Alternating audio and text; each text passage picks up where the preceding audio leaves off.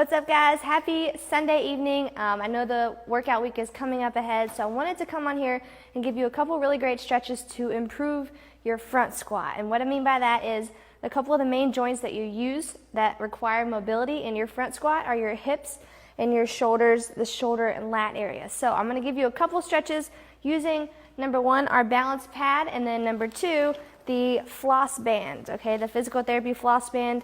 I'll link both of these below. Of course, I'm also using the mat, the 1/2 inch thick exercise mat. Always use that. So I'll link all of those below, but if you have a floss band, you can grab that now. And if you don't, you can also grab anything like a towel or a t-shirt that you can put over your head just about 2 feet wide, okay? So the first thing, if you can imagine yourself in a front squat, the position of your arms has to be here, right? You're holding the bar right in this little divot on your shoulder, okay? So your hands have to be here. One of the first things that you do need is wrist flexibility, okay? So a great way for that is just to put the floss band around your fingers, okay? Twist it once so you've got a little tension, and then pull backwards. Okay, you're gonna pull back towards your chest. All right, and then you can also, of course, flip it over, coming down this way. Okay, because your wrist has to be able to, with the bar on it, fold back to this position so it's holding. Your elbows need to stay nice and high, okay? Speaking of that high elbow, some people don't understand why if they're holding the bar, they can't get their elbows up to this tabletop position. And sometimes, not always, but it's a result of a tight lat or your latissimus dorsi. Okay, this big, massive muscle across your back. So one of the best ways to do that is take this band, you're going to loop it around your arm, pull it up overhead, keeping your chest nice and straight. Okay, chest is straight, hips are straight, and as you pull it over, you're going to feel that stretch all down the side here.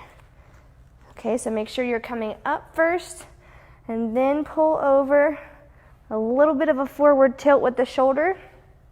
All right, so from the side, I am here, up, over, slight tilt.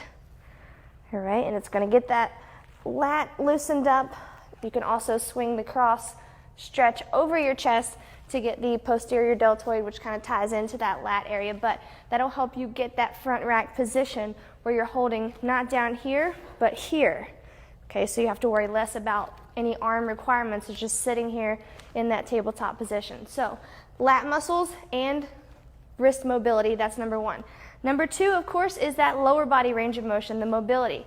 When you get down into the front squat, it's a little bit wider than normal, okay, and your hips need to be mobile, okay? They need to be comfortable in that position of a full squat down at the bottom. So I'm gonna have you put one leg, one knee down on the balance pad, and I'm gonna have you stretch that other leg out to the side, okay? As you sit back into your stretch, I want you to take your band and actually reach forward. Okay, what that's going to do is stretch your adductor here in your hip joint, okay, where the adductor ties in, your hip joint, so at the bottom, it doesn't tighten up a lot in here in your inner thigh, okay? So take the band right across your chest, sit your hips back as you reach your hands forward. Okay, sit there, and then to practice that forward extension of the hip, activate the glutes, bring your hips all the way back forward. From the side, looks like this. Okay, knee is on the pad, you're stretching your other leg out to the side, reach forward, butt goes back. Okay, inner thighs have to be nice and loose, the hip joint needs to be nice and loose. Okay, the other side, switch legs, straight leg here, taking your band from the chest, reach out forward. Okay, as you stretch your hip back and that inner thigh, it's really loosening up.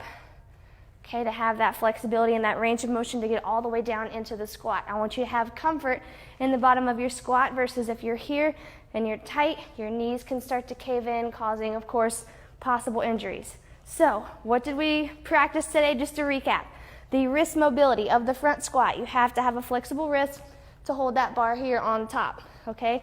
The lat can sometimes prohibit this tabletop front rack position. So we stretch the lat up over top, reach over, fold just a little, okay, and that's going to stretch out your lat.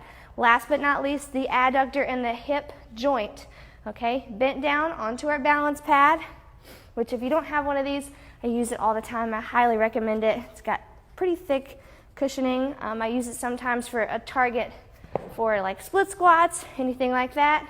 Also, really crucial in the CrossFit world, handstand push-ups. So again, put one knee down on that, stretch the other out to the side, lean down into that half squat position and get your adductor and get your hips really good. I'm gonna link the floss band, I'm gonna link our balance pad, and of course, the yoga mat, the exercise mat, so you guys can grab that as well. You guys have any questions? Lose weight hard, still going to workout after fall challenge. Yes, we are, Denisha. Thanks for the stretching I have to do later on today. Yeah, just make sure you use these guys to get into your week, all right? I want you to come into your week ready, completely ready to start your workout week.